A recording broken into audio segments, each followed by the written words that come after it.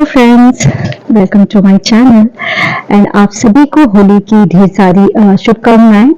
और हम सब अभी होली की तैयारियों में बिजी हैं क्योंकि बस होली आने वाली है, तो हम सब होली की प्रिपरेशन में लगे हुए हैं। होली कैसे सेलिब्रेट करनी है, क्या क्या पकवान बनाने हैं, क्या क्या कपड़े पहनने हैं, सारी तैयारियों में हम सारे लगे हुए हैं, सब बिजी हैं एंड होना भी चाहिए। होली का फेस्टिवल होता ही रंगों का त्योहार है, हम सबको बढ़ चढ़ के इसे मनाना चाहिए। बट फ्रेंड्स, इन सारी तैयारियों के बीच में ना एक बात है जो मुझे बहुत दिनों से परेशान कर रही है एंड मैं इनफैक्ट कई सालों से मैं ये देखती आ रही हूँ और समझ में नहीं आता था कि कब बात करूँ नहीं करूँ इस टॉपिक पे। बट फ्रेंड्स, आज मैंने सोचा टॉपिक पे मैं आप लोगों से अपनी राय रखती हूँ, अपने विचार और मैं क्या सोचती हूँ इस बारे में सामने रखती हूँ। एंड मैं जानना भी चाहूंगी कि जो भी बातें मैं कह रही हूँ, जो मैं राय जो विचार व्यक्त कर रही हूँ, क्या आप लोग इन बातों से सहमत हैं या नहीं हैं। तो प्लीज मुझे कमेंट बॉक्स में जरूर बताइएगा, क्योंकि मैं बेसब्री से इंतजार करूंगी कि आप लोगों की क्या राय है। तो फ्रेंड्स, आज मैं जिस टॉपिक पे बात करने वाली हूँ, टॉपिक बहुत ही इम्पोर्टेंट, बहुत ही गंभीर है और मुझे नहीं पता कि जिस विषय पे मैं बात करने वाली हूँ उसे सभी देखते हैं, सभी जानते हैं, बट लोग उस पर बात क्यों नहीं करते। लोग उसके बारे में सोचते नहीं, उसकी गंभीरता को नहीं समझ रहे हैं कि आने वाले जनरेशन के लिए, आने वाले समय में हम सब के लिए कितना खतरनाक होने वाला है। होली सेलिब्रेट करते से बड़ी होली कहते हैं, उससे पहले छोटी होली आती है एंड छोटी होली के दिन एक पूजा करते हैं जिसे हम कहते हैं होलिका दहन। आज का जो विषय है, जो टॉपिक है जिस पे मैं बात करने वाली हूँ या मैं चर्चा कर रही हूँ, वो होलिका दहन ही है। फ्रेंड्स, मैंने अपने बड़े और बुजुर्गों से जो मेरे घर में हैं उनसे मेरी बातें होती हैं, मैंने उनसे बात की तो मुझे ये समझ में आया कि पहले के टाइम में होलिका दहन का रूप बिल्कुल ही अलग था। एक्चुअली विंटर के बाद होली आती है, के टाइम में घरों की सफाई की जाती थी पहले के समय में, और घर की पूरी अच्छे से डीप क्लीनिंग की जाती थी। उसके बाद जो भी थोड़ा बहुत कूड़ा निकलता था जो कम उसको रख दी जाती थी एंड जब होलिका जलती थी तो एक तरीके से वो ये माना जाता था कि घर का शुद्धिकरण हो गया, घर की सफाई हो गई, आसपास की सफाई हो गई। और इस तरीके से स्वच्छता के साथ, मैं स्वच्छता सफाई पे ज्यादा जोर दे रही हूँ क्योंकि मेरा जो टॉपिक है इसी से रिलेटेड है। होली के साथ नए वर्ष की शुरुआत होती थी, लेकिन अब जो कई सालों से मैं देख रही हूँ फ्रेंड्स, बिल्कुल ही चेंज हो चुका है। स्पेशली होलिका दहन, अब जो होलिका दहन जिस तरीके से जलाई जाती है उसका बिल्कुल ही तरीका चेंज हो चुका है, उसका रूप बदल गया है। अब जो होलिका जलाई जाती है वो हर गली नुक्कड़ पे, हर चौराहे पे होलिका दहन होती है। मतलब हर किसी को अपनी होलिका दहन वो करनी है, सबको जलानी है। और उसके साथ ही होलिका दहन का जो रूप है वो इतना विशालकाय बना रखा है, इतना ऊंचा पहाड़ की तरह उसको बना दिया है। घर के जो प्लास्टिक टायर, घर का जो भी जितना भी फर्नीचर है जरा सा भी खराब हो गया, स्पेशली प्लास्टिक की चेयर को उठा के होलिका में डाल देना, जितने भी फर्नीचर है, बेड है, सोफा है, ये सब कुछ मैंने देखा है। और फ्रेंड्स, इसके साथ ही मैं इस वीडियो में वो वीडियो क्लिप्स भी ऐड करने वाली हूँ, सो दैट आप भी देख सकते हो।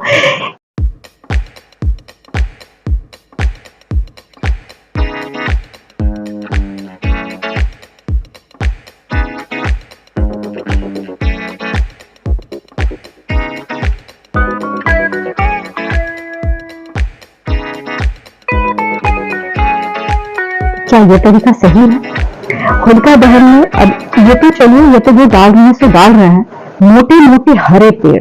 आप बताएं, एक पेड़ को लगाने में कितनी मेहनत जाती है, पानी देना होता है। एक छोटे से पौधे को हम लगाते हैं, उसको बड़ा करने में कितना वक्त लगता है।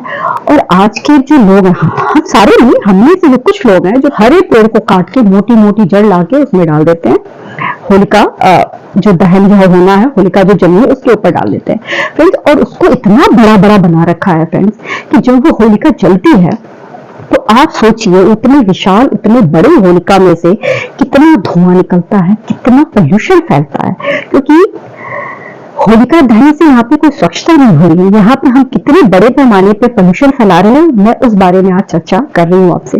तो फ्रेंड्स होता है क्या है, जो प्लास्टिक टायर और जो हरे पेड़ होते हैं ये आसानी से नहीं जलते, इनको जलने में बहुत वक्त जाता है और इससे जितने वो स्लोली स्लोली जलते हैं उतना ही उसमें से धुआं निकलता है, उतनी इसमें से गंदगी निकलती है और आसपास का वातावरण इतना गर्म हो जाता है। आप फील करोगे कि जैसे ही होली हमारा फेस्टिवल खत्म होता है नेक्स्ट डे से इतनी अचानक से गर्मी बढ़ती है कि हम लोग को लगता है अरे यार गर्मी आ गई। गर्मी, ये गर्मी नहीं आती, ये गर्मी कोई नेचुरल नहीं, इस गर्मी को हमने बनाया है, हम सब मिलकर इसको क्रिएट कर रहे हैं, इस भयानक गर्मी को, इस पोल्यूशन को।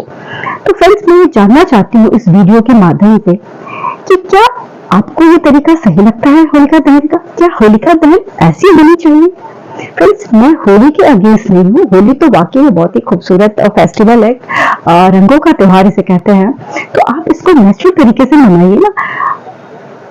होलिका दहन पे इतना गंदगी मचाना, इतने बड़े बड़े टायर्स, इतने चेयर्स, इतने सारे उसको इतना ह्यूज बनाना, आप सोचिए जब वो चलता है तो मैंने खुद लाइव देखा है कि सारे जो ऊपर वायर होते हैं सब कुछ सारे कनेक्शन हर जगह अंडरग्राउंड नहीं है, बहुत से छोटे छोटे जगह है जहाँ पे वायर ऐसे बाहर निकले हुए वो सारे वायर जल जाते हैं। वायर जल गया, लाइट चली गई, ट्रांसफार्मर चल गए, इसकी वजह से जो पोल्यूशन इतने बड़े लेवल पे वो फैलता है जिसकी कोई लिमिट नहीं है। इंडिया में भी जो हम सरकार है हमारी इस प्रॉब्लम को दूर करने के लिए, इसको कंट्रोल करने के लिए समय समय पे बहुत सारे नियम बनाती रहती है, रूल्स बनाती रहती है।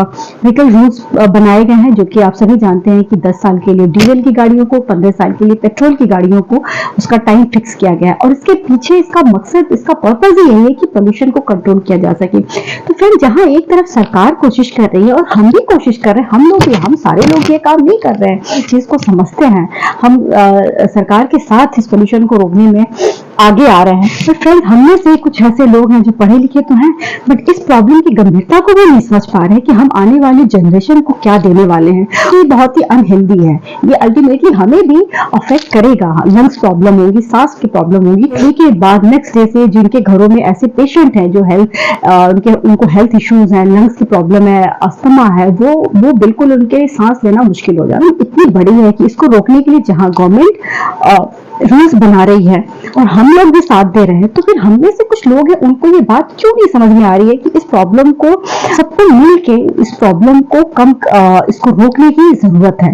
तो फिर जहां एक तरफ नियम बनाए जा रहे हैं वहीं दूसरी तरफ हम इस तरीके की हरकत करके इन नियमों की धज्जियां उड़ा रहे हैं, इनका मजाक बना रहे हैं। होलिका दहन वो होलिका दहन नहीं रही जो पहले के टाइम में हुआ करती थी, जो स्वच्छता का जो मिशन लेके इस फेस्टिवल को सेलिब्रेट किया जाता था, घर की सफाई की जाती थी। अब तो पूरा रूप ही चेंज हो गया। अब तो हम होलिका दहन के नाम पे इतना भर भर के हम पोल्यूशन फैला रहे हैं कि जिसकी कोई लिमिट नहीं है और ये फाइनली हमें ही भुगतना है, हमारी आने वाली जनरेशन को भी भुगतना है और हम भी भुगतेंगे इस चीज को। ये हमारी माँ होती है, वैसे हम धरती को भी तो माँ कहते हैं ना, हम कहते हैं धरती माँ है हमारी, तो क्या धरती माता के साथ हम ऐसे करना ये क्या सही है? ये इसी धरती माता से हमें खाना मिलता है, हम पानी पीते हैं, हम सांस लेते हैं और उसी को गंद मचाने में, उसको बिल्कुल उसको तबाह करने में हम कोई कमी नहीं छोड़ रहे हैं।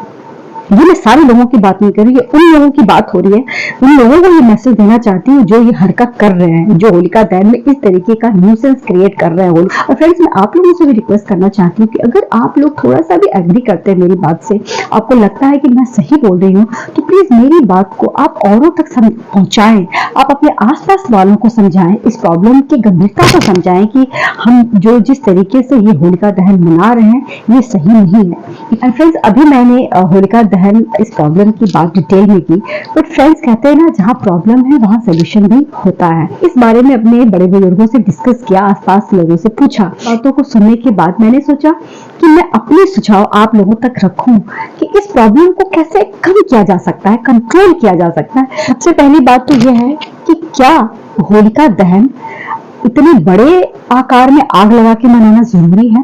क्या छोटी सी आग जला के होलिका नहीं मनाई जा सकती?